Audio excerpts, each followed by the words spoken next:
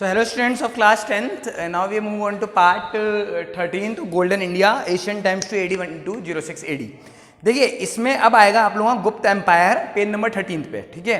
गुप्त एम्पायर चला 275 AD से 550 AD। अब आप लोग एक चीज नोटिस करिए, AD सीधा चल रहा है ना। अब AD यानी कि आगे वाला समय आ चुका है, बिफोर क्राइस्ट के बाद एनो डोमिनी बोलते हैं AD को, ठीक है। तो अब क्या समय आ गया है, 275 से 550 AD तक गुप्त एम्पायर राज करेगा भारत पे, ठीक है। इसमें आप लोग लिखेंगे in 275 AD Gupta dynasty came into existence, Gupta dynasty came into existence, full stop. Srigupta was the founder of this dynasty, Srigupta was the founder of this dynasty. देखिए मैं पहले आप लोगों को बता रहा हूं, 1 मार्क्स के बहुत अच्छे क्वेश्चन बनते हैं पहले रूलर का और आखिरी रूलर का, ठीक है। ये क्वेश्चन मैं आप लोगों को ये हिंट वाइज बताऊं, आरएएस के एग्जाम में आया था, जो एडमिनिस्ट्रेटिव सर्विसेज के एग्जाम होते हैं राजस्थान एडमिनिस्ट्रेटिव सर्विसेज के, उसमें आया था कि गुप्त डायनेस्टी का पहला रूलर कौन था। तो आप लोग सोच सकते हैं कितने इंपॉर्टेंट है फर्स्ट रूलर और लास्ट रूलर के क्वेश्चंस, है ना। तो श्रीगुप्त ने गुप्त डायनेस्टी की नींव रखी 275 AD में। ईयर भी आ सकता है किस वर्ष में, है ना। 275 AD में Gupta dynasty came into existence. Srigupta was the founder of this dynasty. ऐसे ही 7 मानों का श्रीमुख आपको याद रखना है ना।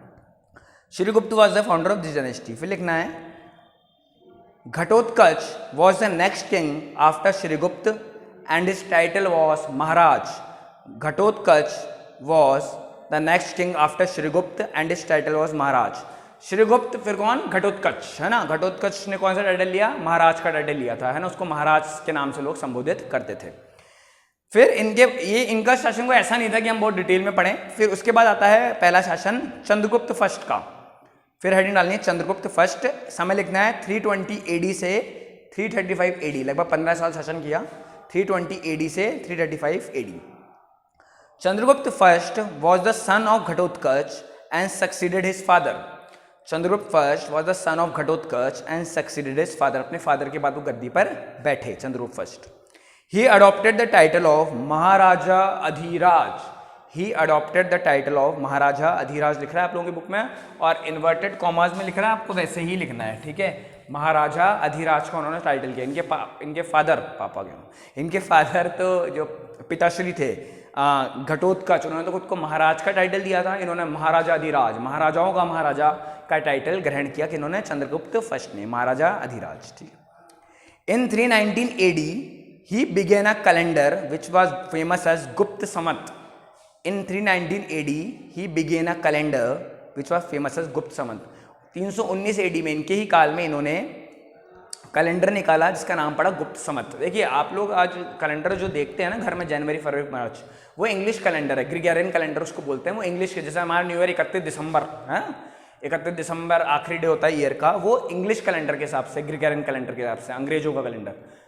हिंदू कैलेंडर के हिसाब से देखिए हमारा विक्रम संवत पड़ता है ना। ऐसे इस्लामिक कैलेंडर होता है, ठीक है। ऐसे सबके अलग अलग कैलेंडर होते हैं हर धर्म के, ठीक है। लेकिन हम मोस्ट कॉमन कौन सा, इंग्लिश कैलेंडर सबसे आसान होता है तो उसको कर लेते हैं। लेकिन देखिए जो राजा थे चंद्रगुप्त फर्स्ट, उन्हें गुप्त संवत दिया, है ना। गुप्त 319 AD में कैलेंडर चालू किया गुप्त संवत, ठीक है। हालांकि इस कैलेंडर को राष्ट्रीय कैलेंडर नहीं बनाया गया, ये मैं आपको बता दूं। राष्ट्रीय कैलेंडर विक्रम संवत है अपना, है ना। लेकिन फिर भी इस कैलेंडर की बहुत मान्यता थी, तो गुप्त संवत कैलेंडर उन्होंने शुरुआत किया था यहीं से 319 AD से, ठीक है। अगला शासक आप लोग लिखेंगे समुद्रगुप्त। चंद्रगुप्त फर्स्ट के बाद समुद्रगुप्त 335 AD से 380 AD, 335 AD से 380 AD, लगभग आप देखिए 45 साल शासन करा, है ना। Samudragupta succeeded his father Chandragupta first. Samudragupta succeeded his father Chandragupta first. इनके बेटे थे चंद्रगुप्त फर्स्ट के Samudragupta. He believed in imperialism, he believed in imperialism. His military successes have been described by his court poet Harisena in Prayag Prashasti. His military successes have been described by his court poet Harisena in Prayag Prashasti. देखिए हम एक spelling dictate नहीं कर रहा हूँ, नहीं तो ये चैप्टर बहुत बड़ा बन जाएगा, है ना। ये चैप्टर वैसे ही अपने आप में बहुत बड़ा है। उसके बाद इसके पार्ट्स अगर मैं स्पेलिंग भी डिक्टेट करूँ छोटे छोटे, फिर पार्ट बनेंगे, 100 पार्ट में खत्म हो गया चैप्टर, है ना। तो आप लोगों को होपफुली बुक है तो आप लोग स्पेलिंग वहाँ से देख के लिखेंगे, है ना। लिखना जरूर है कॉपी में। कुछ लाइन्स हम छोड़ रहे हैं, कुछ को नहीं जोड़ रहे हैं, तो उस हिसाब से आपको कॉपी में तो लिखना ही है, ताकि प्रैक्टिस भी अच्छी हो अपने राइटिंग की और लर्न की भी।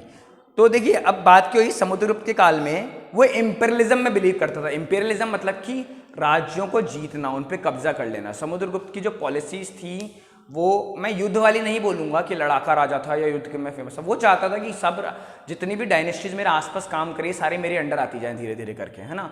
और ये इसमें वो सक्सेस भी हुआ, उसकी युद्ध की पॉलिसीज बहुत अच्छी थी, है ना। एक तो सोचना अलग बात है कि मैं सोच लूँ मेरे सब अंडर आ जाएं, लेकिन मेरे अंदर वो खूबियाँ भी होनी चाहिए कि सब हाँ मेरे अंडर आ सकें, है ना। समुद्रगुप्त में वो खूबियाँ थीं, ठीक है।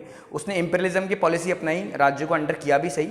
अच्छा, इसकी मिलिट्री सक्सेस है, जो ये युद्ध जीतता था वो किसने डिस्क्राइब किया, इसका ही कोट पोएट था हरिशेन। हरिशेन, और उसने क्या लिखी, प्रयाग प्रशस्ति। ये इतने इंपॉर्टेंट है प्रयाग प्रशस्ति, एक नंबर में। या पूछा जा सकता है कि इसका कोट पोएट कौन था, हरिशेन था।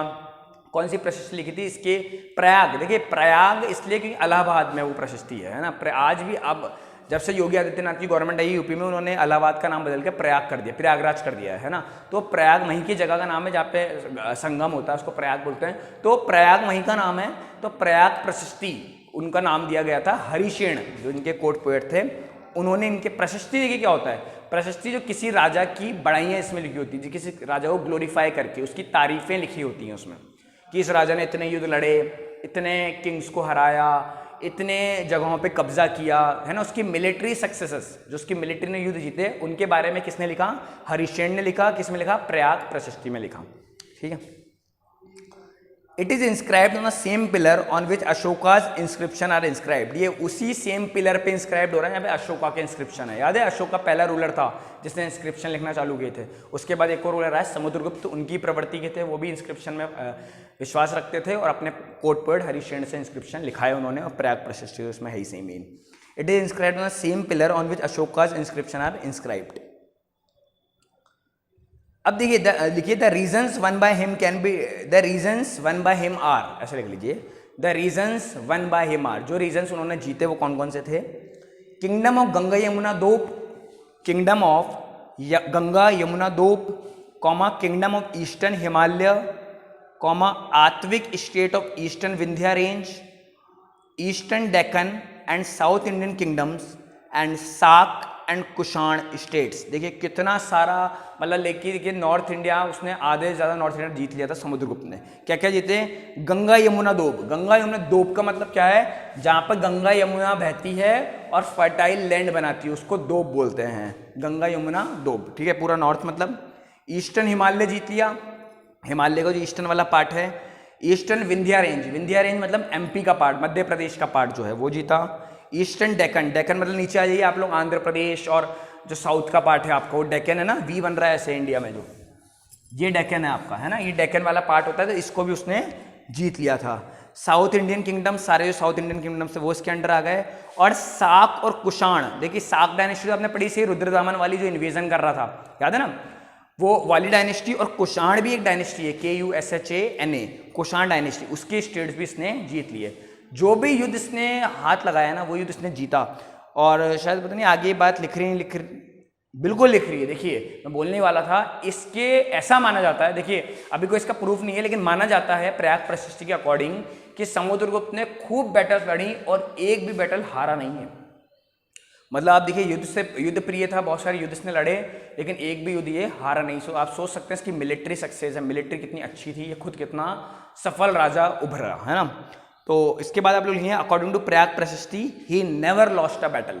According to Prayag Prashasti he never lost a battle, एक भी युद्ध ये हारा नहीं। फिर चलिए, ये तो इसकी युद्ध की बात हुई। अब एक ही चीज में इंसान निपुण हो, युद्ध लड़ता जा रहा है, तो प्रजा भी एक टाइम पे बोर हो जाएगी, क्या युद्ध ही लड़ता रहता है ये, है ना। क्योंकि युद्ध से मैंने पहले बताया नुकसान बहुत होता है, लेकिन इसकी एक खास बात भी थी, ये एक बहुत अच्छा आर्ट, है ना, कला प्रेमी भी था। अब आगे वही लिखेंगे हम, he was an expert in fine arts and has been addressed as Kaviraj. He was an expert in fine arts and has been addressed as Kaviraj बोलते थे इसको, है ना, फाइन आर्ट्स में बहुत वो था ये। Though he was devotee of Vishnu, he paid equal respect to all other religions. Though he was devotee of Vishnu, he paid equal respect to all other religions. ठीक है, सिंपल सी बात है, विष्णु का भक्त था लेकिन सब रिलीजन्स को रिस्पेक्ट करता था, हिंदू मुस्लिम सिख ईसाई सबको समान मानता था, सब रिलीजन्स की रिस्पेक्ट करता था, लेकिन हाँ खुद हिंदू धर्म का था और विष्णु भगवान की पूजा करता था। देखिए हमारा संविधान भी हमको यही सिखाता है कि हम अपने धर्म को प्रैक्टिस करें, मंदिर वाले मंदिर जाएं, मस्जिद वाले मस्जिद जाएं, गीता वाले गीता पढ़ें, कुरान वाले कुरान पढ़ें, लेकिन वो दूसरे धर्म की दूसरी होली बुक की भी इज्जत करें, है ना। रिस्पेक्ट करना बहुत बड़ी बात है। आपको कोई कह नहीं रहा है कि आप दूसरे धर्म को अपनाओ ही सही, है ना, वो तो उल्टा अपराध है कि आपको कोई ऐसा दबाव बनाए, लेकिन आप इज्जत तो हर धर्म की कर सकते हो, उसमें कोई प्रॉब्लम नहीं है और करनी भी चाहिए, है ना। तो यही समुद्रगुप्त की भी एक निशानी थी। Though he was devotee of Vishnu, he paid equal respect to all other religions. ठीक है, तो ये आपका समुद्रगुप्त भी पूरा हो जाता है। फिर चंद्रगुप्त सेकंड आएगा जो हम पार्ट नंबर 14 से करेंगे, है ना। So thank you.